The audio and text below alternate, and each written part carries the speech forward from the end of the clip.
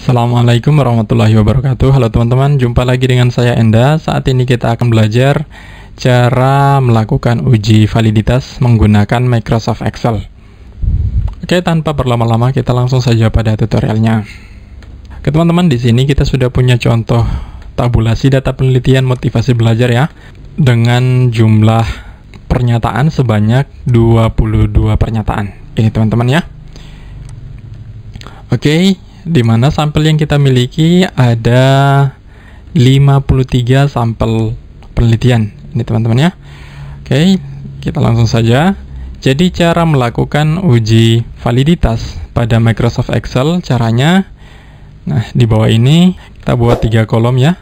Ada nilai R hitung, ada nanti akan disimpan nilai R tabel dan keterangannya valid atau tidak. Jangan lupa teman-teman juga cantumkan totalnya ya. Jadi cara menjumlahkan datanya ini untuk mencari totalnya adalah seperti ini ya. Blok seperti ini, lalu klik auto sum di atas ini. Nah, maka akan muncul totalnya seperti ini. Oke teman-teman ya, kita langsung pada tutorialnya. Jadi caranya sangat mudah. Kita klik di tabel kosong untuk penempatan nilai R terhitung. Jadi caranya kita ketik sama dengan Corel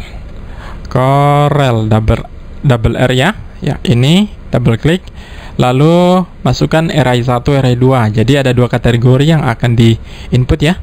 Jadi kita ketik saja di insert function ini untuk memudahkan teman-teman nantinya pada saat memasukkan data array 1 dan array 2 nya. Kita klik di sini. Oke, maka akan muncul jendela ini ya, fungsinya. Jendela fungsinya, kita scroll ke atas, lalu untuk array 1 masukkan data dari item pernyataan pertama untuk responden pertama hingga responden ke-53. Ini ya teman-teman. Setelah itu lepas, lalu pindah ke kolom selanjutnya di array 2, kita masukkan data totalnya dari responden 1 hingga responden terakhir, yaitu responden ke-53. Oke, ini ya teman-teman. Setelah itu jangan lupa tekan F4 pada keyboard, gunanya untuk membuat sel ini menjadi terkunci. Untuk sel yang ini ya, Y ini, yang totalnya ini dikunci, jadi nanti hasilnya tidak akan error jika teman-teman tidak tekan F4 pada keyboard. Nah, seperti ini ya. Maka hasilnya akan error nantinya, teman-teman. Oke, jadi jangan lupa tekan F4 pada keyboard. Jika sudah, kita klik OK. Nah, teman-teman di sini perhatikan ya. Hasilnya sudah muncul, nilai R hitungnya itu 0,560. Untuk nilai R hitung selanjutnya tidak perlu kita gunakan rumusnya satu-satu ya, input rumus satu-satu makan waktu banyak, sangat ribet ya. Jadi caranya tinggal copy ini atau arahkan kursornya hingga bentuk icon plus seperti ini teman-teman ya, di bawah ini, lalu tarik, geser ke kanan. Nah, hingga kolom terakhir, lalu lepas. Nah, mudah sekali teman-teman ya. Jadi nilai R hitung untuk variabel motivasi belajar dari item pernyataan 1 hingga item pernyataan ke-22 itu sudah kita peroleh. Nah, langkah selanjutnya kita akan mencari nilai R tabelnya. Jadi, untuk mengetahui valid atau tidaknya suatu item pernyataan itu dibandingkan nilai R hitung dibandingkan dengan nilai R tabel. Jadi, cara mencari nilai R tabel dengan responden sebanyak 53 orang ini caranya seperti ini ya. Di sini saya sudah punya data R tabel ya. Oke. Jadi rumus R tabel itu DF sama dengan N kurang 2. Jadi DF itu adalah degree of freedom atau derajat kebebasan. Jadi datanya atau sampel yang kita miliki dikurangi 2. Nah, di sini ada tingkat signifikansi untuk uji satu arah dan tingkat signifikansi untuk uji dua arah. Jadi teman-teman harus perhatikan di sini ya. Jangan sampai salah dalam menentukan atau mengambil untuk dijadikan sebagai R tabel. Nah, jadi tingkat signifikansi untuk uji satu arah itu digunakan apabila hipotesis yang kita rumuskan itu sudah jelas arahnya. Ya. Jadi sudah jelas apakah positif atau negatif, apakah berpengaruh signifikan atau tidak. Jadi itu jelas ya arahnya. Kalau untuk yang tingkat signifikansi untuk uji dua arah ini hipotesisnya belum jelas arahnya. Jadi hanya contoh ya. Karena di sini saya gunakan motivasi belajar ya. Motivasi belajar. Contoh variabelnya adalah motivasi belajar. Jadi misalnya saya melakukan penelitian pengaruh motivasi belajar terhadap hasil belajar gitu ya.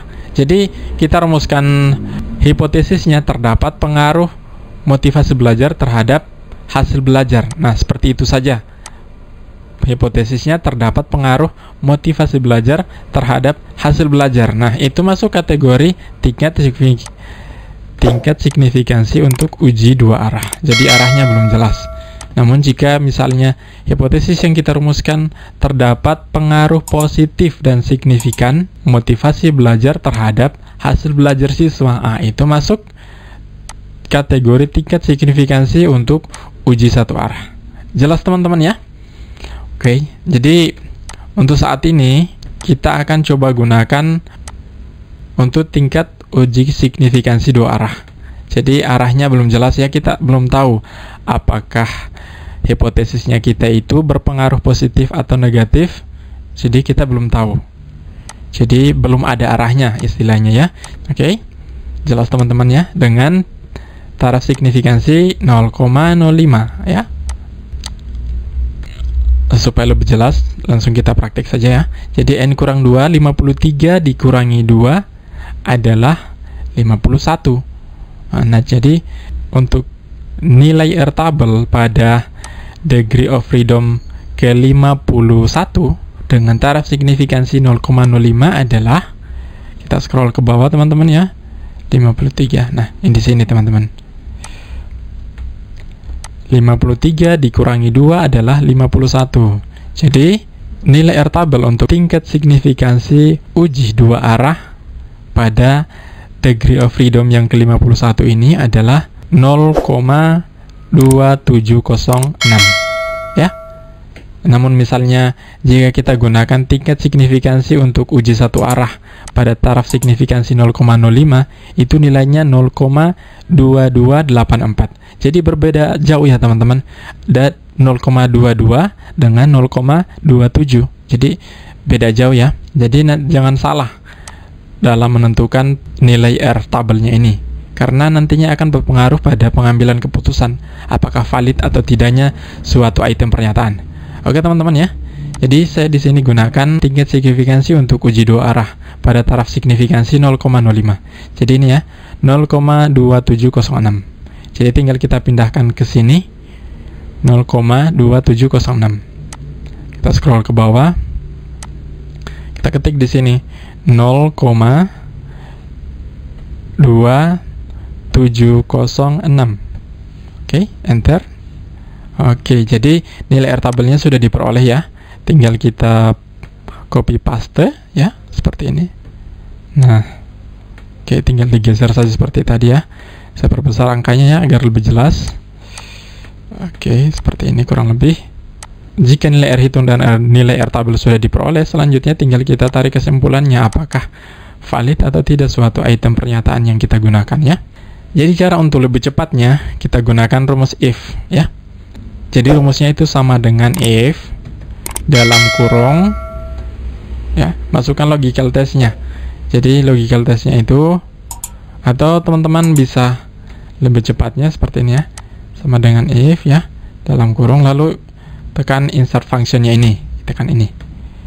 Karena dasar pengambilan keputusannya adalah jika nilai R hitung lebih besar dari R tabel maka dinyatakan valid. Jika sebaliknya maka tidak ya. Pada logical testnya ini kita klik pada nilai R hitung. Jadi logikalnya jika nilai R hitung, klik pada nilai R hitung lebih besar dari nilai R tabel. Jadi klik lagi nilai R tabelnya. Seperti ini, maka akan muncul ya. Lalu untuk kolom selanjutnya ketikkan valid. Jadi jika nilai R hitung lebih besar dari nilai R tabel maka dinyatakan valid. Namun jika tidak valid. Jadi seperti ini ya teman-teman. Jika nilai R hitung lebih besar dari nilai R tabel, maka dinyatakan valid. Jika tidak, artinya jika nilai R hitung lebih kecil dari nilai R tabel, maka dinyatakan tidak valid. Oke, selanjutnya tinggal klik Oke. Nah, mudah teman-teman, langsung ada keterangannya di sini. Tanpa perlu kita ini valid ya atau enggak ya, ini valid atau enggak ya. Jadi cara cepatnya seperti itu ya teman-teman.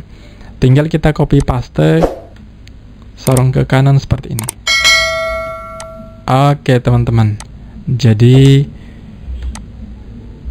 dengan begini akan mempermudah pekerjaan kita ya dalam mengolah atau menganalisis data. Dari data ini teman-teman, ada beberapa data yang tidak valid ya. Nah ini 1, 2, 3, 4, 5, 6, 7. Jadi ada 7 data yang tidak valid, yaitu terdapat pada item pernyataan 4, item pernyataan 5, item pernyataan 8, item pernyataan 15, 16, 17, dan 19. Oke teman-teman ya, jadi teman-teman perhatikan, jika item pernyataan ini tidak valid, maka dibuang saja teman-teman, atau dihilangkan saja teman-teman. Jadi yang digunakan hanya data yang valid saja untuk pengujian selanjutnya. Oke teman-teman ya, kurang lebih seperti ini cara melakukan uji validitas menggunakan Microsoft Excel.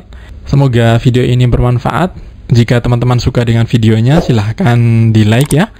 Jangan lupa juga subscribe untuk selalu mendukung channel ini, dan terima kasih yang sudah subscribe. Oke, sampai jumpa pada video selanjutnya. Assalamualaikum warahmatullahi wabarakatuh.